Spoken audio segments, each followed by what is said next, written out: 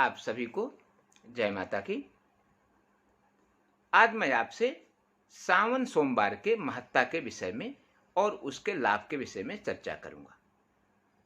वैसे तो पूरा सावन महीना ही शिवमय है और सावन महीने में किए गए सारे सत्कर्म आपको सारे इच्छाओं से परिपूर्ण कर देते हैं और आपके सारे दुखों को हर लेते हैं। वैसे भी भगवान भोलेनाथ आपके सारे कष्टों को मिटाने के लिए हमेशा ही तत्पर रहते हैं। बस आपको उनसे छोटी सी प्रार्थना करनी होती है। इस सावन महीने का पहला सोमवार 18 जुलाई 2022 को पड़ रहा है। इस बार का सावन महीना कुछ खास है क्योंकि उस दिन पंचमी तिथि उदया तिथि रहेगी, जो कि पूर्णा तिथि मानी जाती है। और पूर्णा तिथि में किए गए कोई भी सत्कर्म या कोई भी कार्य पूर्णतः फलदायी होता है। बस एक बात का ध्यान रखें कि पूर्णा तिथि यानी पंचमी तिथि 1:54 तक ही है। यह मध्य भारत के समय अनुसार बता रहा हूं, रेखांश के अंतर में कुछ अंतर हो सकता है। इसमें विशेष बात यह है कि इस दिन चंद्रमा कुंभ राशि और मीन राशि में गतिमान रहेंगे।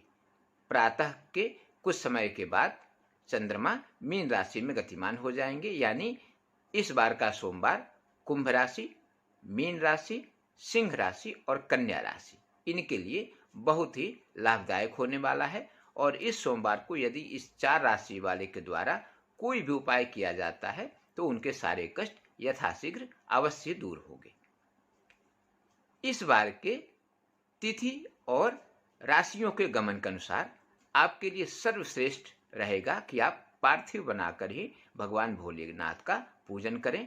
उसमें भी यदि आप किसी तीर्थ की मिट्टी का उपयोग करते हैं या किसी पवित्र नदी का मिट्टी उपयोग करते हैं, चाहे यदि यह उपलब्ध ना हो सके तो किसी तालाब की मिट्टी का भी उपयोग कर सकते हैं।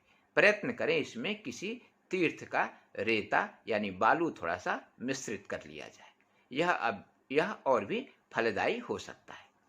अब चर्चा करते इस सोमवार को किन किन वस्तुओं से अभिषेक किया जाए तो विशेष फलदायी होगा।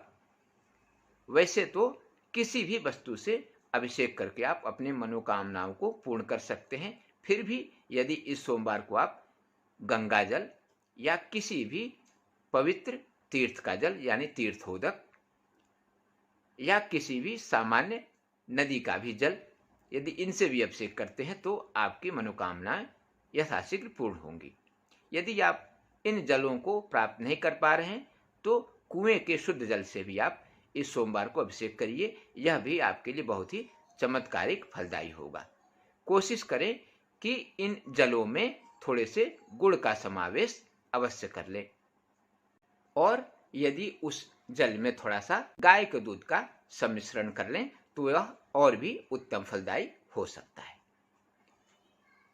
इसके साथ ही इस सोमवार को यदि आप शमी पत्र भगवान भोलेनाथ को अर्पित करते हैं, वैसे तो आप बिल्वपत्र आदि समस्त वस्तुएं उनको अर्पित करें, किंतु विशेष रूप से यदि आप शमी पत्र यदि अर्पित करते हैं, वह भी 11 या अधिक की मात्रा में, तो वह बहुत ही फलदायी हो सकता है। इतना ही नहीं, पीले कनेर का फूल या किसी भी प्रकार का पीला फूल अवश्य चढ़ाएं इस सोमवार को। यह आपके लिए बहुत ही ज्यादा लाभप्रद हो सकता है। वैसे भगवान भोलेनाथ को सफेद पुष्प भी बहुत प्रिय हैं, किंतु पीले पुष्पों का उपयोग भी इस सोमवार को आपके मनोकामनाओं को पूर्ण करने में बहुत ही सहायक साबित हो सकता है। इसीलिए इस सोमवार को आप पीले पुष्पों का उपयोग अवश्य करें। इसके अतिरिक्त आप अपने मनोकामनाओं की सिद्धि के अनुसार भिन्न भिन्न वस्तुओं से अभिषेक कर सकते हैं। उसकी जानकारी मैं अतिशीघ्र अगले वीडियो में आपको देने वाला हूं, जिसमें हर वस्तु का विशेष लाभ बताऊंगा कि किन वस्तुओं से आप अभिषेक करके भगवान भोलेनाथ को शीघ्र प्रसन्न करके अपनी इच्छाओं को पूर्ण कर सकते हैं। इस सोमवार को आप अपने दैनिक दिनचर्या का शुरुआत ब्रह्म मुहूर्त में जागने से करें और स्नान आदि के बाद सर्वप्रथम कोशिश करें कि आप भगवान भोलेनाथ का अभिषेक पूर्ण करें। इसके बाद ही फलाहार आदि ग्रहण करें। यदि आप ऐसा करते हैं तो यह आपके लिए सर्वश्रेष्ठ होगा।